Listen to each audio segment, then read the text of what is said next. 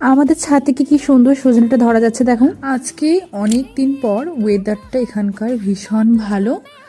আর আজকে আমাদের এদিকে ওয়েদারটা আছে ক্লাউডি ক্লাউডি। আপনাদের ওদিকে কেমন আছে প্লিজ জানাবেন। আজকে আমাদের বাড়িতে এত কিছু রান্না হয়েছে, উচ্ছে আলু ভাজা, চিকেন কষা, ডিম সেদ্ধ, পটল ভাজা, আমের আচার, চাটনি, লাউ। আজ কিন্তু আমাদের বাড়িতে কোনো স্পেশাল দিন ছিল না, কিন্তু আমার অনেক রকম তরকারি দিয়ে খাবার খেতে ভীষণ ভীষণ ভালো লাগে। শুধু আমি না, বাঙালিরা প্রত্যেকেই এইরকমই হয়।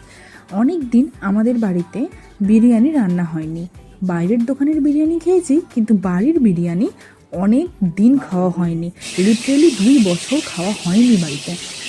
এই যে আমি এখানে বিরিয়ানি রান্না করছি, আমার থেকে কিন্তু আমার হাজব্যান্ডের অনেক বেশি এক্সাইটমেন্ট। ও কিন্তু বেশি এক্সাইটেড হয়ে আছে আমার হাতে বিরিয়ানি খাওয়ার জন্য। তাও আমি একদম টপ নচ লেভেলের করতে পারি না, একটা মোটামুটি লেভেলের, মোটামুটি ভালোই লাগে খেতে, সেই লেভেলের করতে পারি। তো আজকে বলতে পারি চিকেন রান্নাটা অসাধারণ হয়েছিল। কম তেল মশলায় এত সুন্দর তো আমি ভাবতেই পারিনি।